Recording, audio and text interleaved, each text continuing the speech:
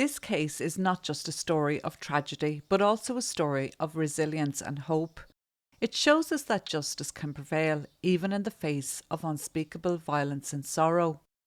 Mary Stetson, 40, lived in the western side of a place called Manchester.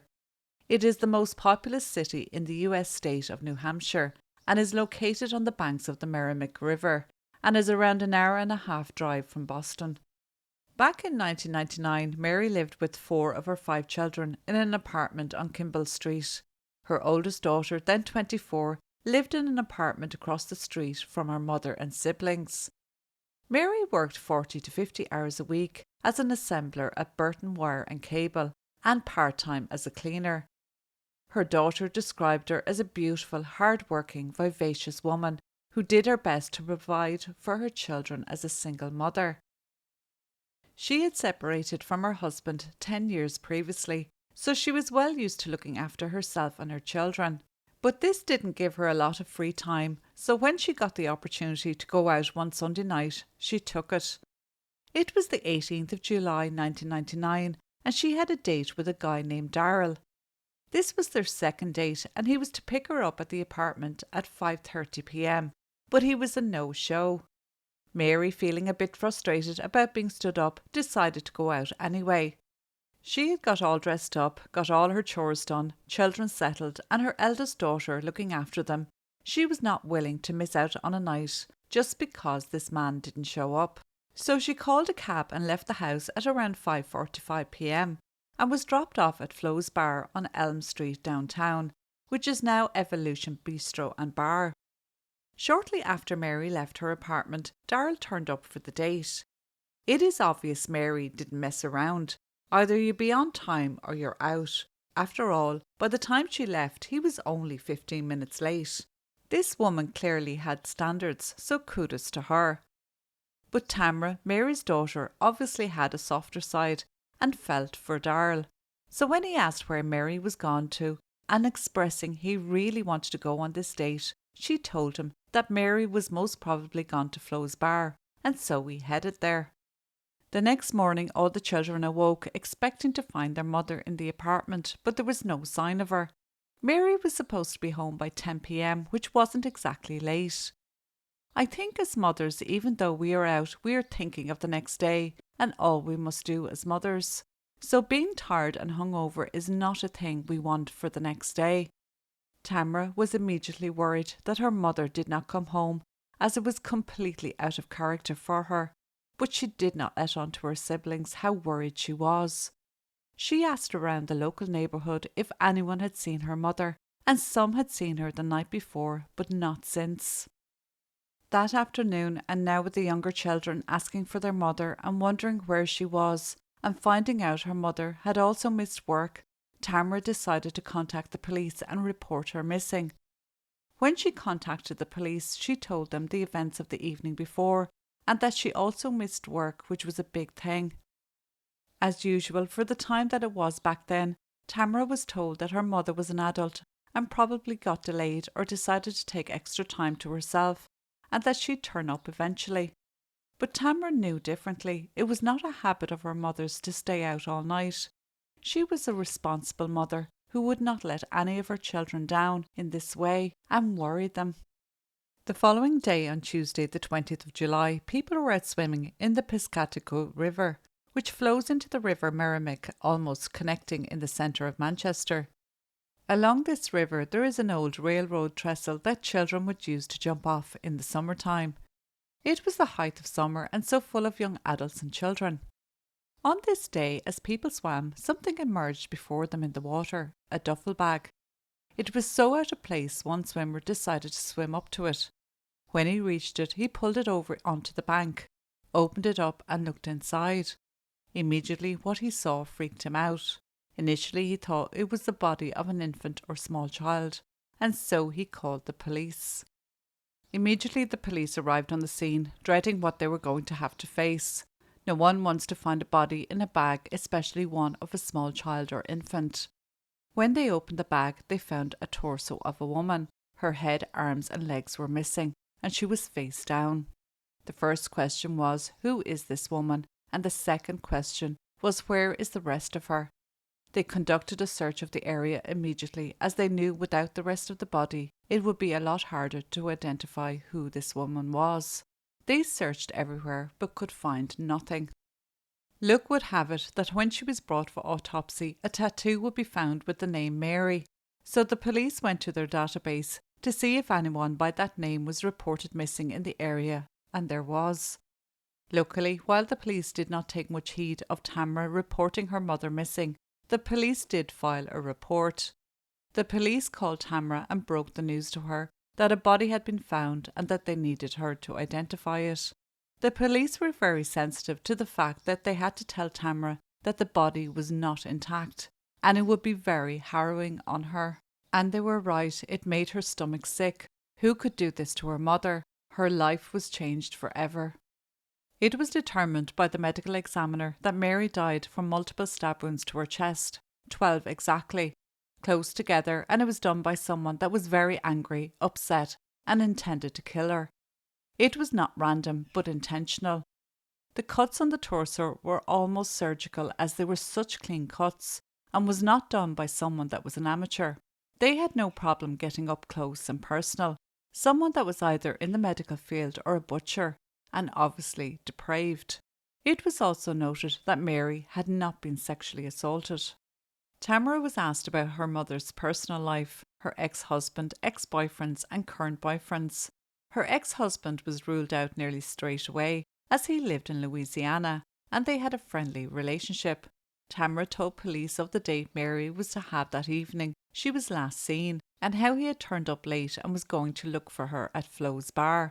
She described Darryl as Caucasian with blonde spiky hair and blue eyes and clean cut. This description was released to the media in the hopes of finding this man to help them with their inquiries. The police also went to the cab company that dropped off Mary that night. They confirmed that they did drop her off at Flo's bar, but later reports would say she ended up at Mike's Pub and Grub on Lake Avenue and was seen with a much rougher looking guy than Darryl, who was well groomed in comparison to the description of this guy. The barman also said that Mary went outside at one point with this rough looking guy. There was a street vendor outside this bar selling teddy bears, which is an unusual thing to be selling at that time of night. But it was known to be a very touristy area and everything and anything is for sale at any time. The guy bought one of these teddy bears for Mary after haggling with the vendor. This teddy bear had only one eye. The police put it into the media that they were looking for two persons of interest, the guy that was to go on the date with Mary and the guy at the bar. Sure enough, Darryl got in contact with police and volunteered to go to the police department to help them with their inquiries. Darryl told police that after he left Mary's house, he did come across her on Lake Avenue, but she was already with another guy, the rough-looking guy. With this, he decided not to pursue Mary and leave her to it. Instead, he went to a bar and met up with his friend, and they drank into the night, giving him a solid alibi. The guy at the bar never came forward. The police put Darryl on the back burner rather than rule him out completely. They then shifted their focus closer to Mary's home, as her body was found close to her home rather than near the bars she was seen in. Had something happened to her on the way home? Was there someone she knew that might have wanted to hurt her, or was it a crime of opportunity? The police discovered that she did have a row with the manager of the local market recently. Her 16-year-old daughter sometimes worked there. The manager was alleged to have been making inappropriate advances towards the 16-year-old, and of course Mary was not happy about this, and the police wondered had Mary gone and confronted him. When police spoke to the man, of course he denied doing such a thing and had told Mary the same. When asked when he last saw Mary, he told police that he had seen her around 5 p.m. the day she went missing, and she had told one of the workers that she would call back to the market at 10 p.m. that night, but she never did, and the manager confirmed this. When asked for an alibi, they were each other's alibi, as they had both closed up together at 11 p.m. and both went home to their families. There were cameras at the store, but they were not working that night, which made the police suspicious. They searched the store throughout and no evidence connecting Mary's murder to the store was found. 3 weeks after Mary was murdered, the police finally got a lead. A woman by the name of Donna had reported her ex-husband missing. His name was Vaclav Pelch, a Czechoslovakian native who had been living in the US for years. Even though the pair were divorced, they had stayed close. She hadn't heard from him in a while, so she called to his apartment to check on him. When she got there was no answer at the door. She let herself in, and on going into the bedroom, she saw that a section of the carpet had been cut out. Obviously, this was strange to her, and so she went to the police telling them her ex-husband was missing, told them of her findings in the apartment, and a story of how once her ex-husband had told her that he could cut people up if they crossed him. Vaclav was employed at a nearby deboning factory and so was experienced with knives. This to police was a major red flag. Donna also told police that Vaclav would go fishing where Mary's body was found and often socialised in bars on Lake Avenue. Donna handed over a picture of Vaclav, and one police officer recognised him straight away. This police officer had previously gone to a bar and was showing Mary's picture to the people drinking there. He approached a table of men. They were foreigners and didn't speak good English. One of these men was Vaclav. The police then returned to the same bar, this time with a lineup of pictures of different men. That included Vaclav. The barman and other locals drinking there identified him as the person with Mary that night she disappeared. Police went to the apartment that Vaclav was staying in and interviewed the neighbours. One neighbour said they remembered the night in question and had seen Vaclav returning to his apartment with a woman, describing the woman close to what Mary looked like. When the police entered the hallway of the apartment block, they found blood on the stairwell, and when tested it was found to be human blood.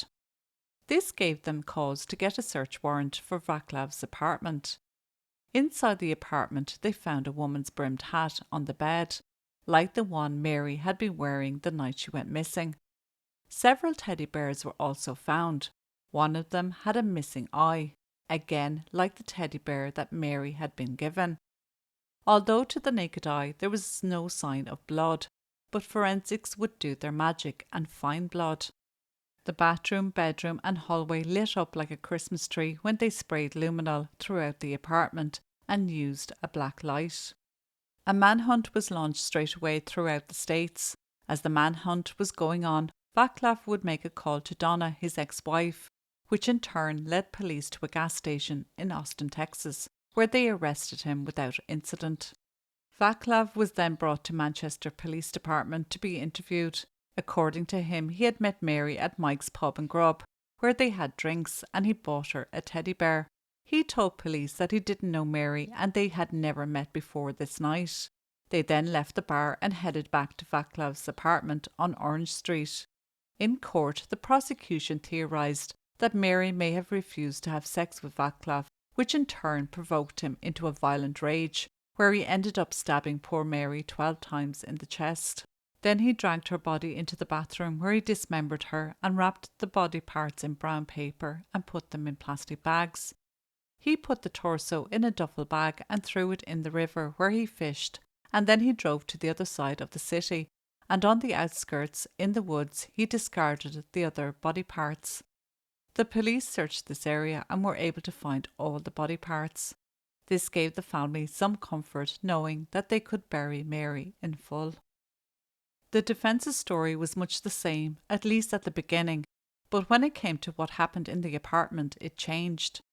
They claimed that Vaclav blacked out after drinking heavily and swallowing 2 pills given to him by Mary.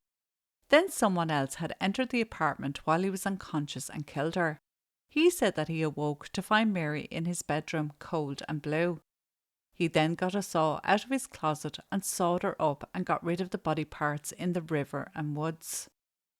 The trial took place in November 2000 and lasted a total of 10 days. 8 men and 4 women made up the jury of 12.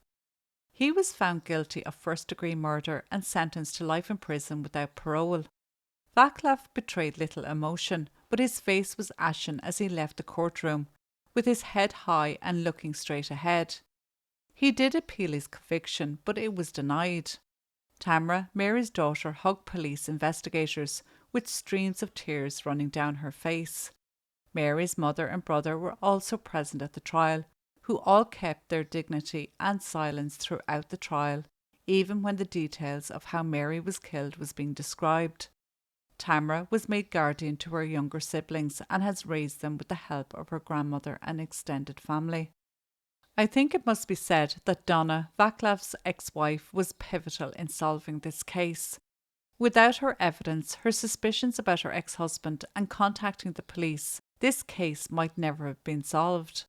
She was very brave, and I think Mary's family, along with the police, will always be grateful to her for helping bring this monster to justice and bringing Mary home, and also giving her justice as well as the family.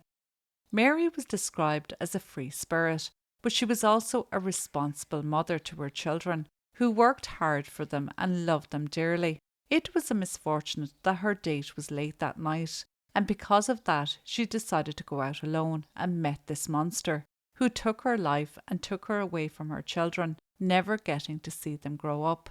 Rest in peace, Mary.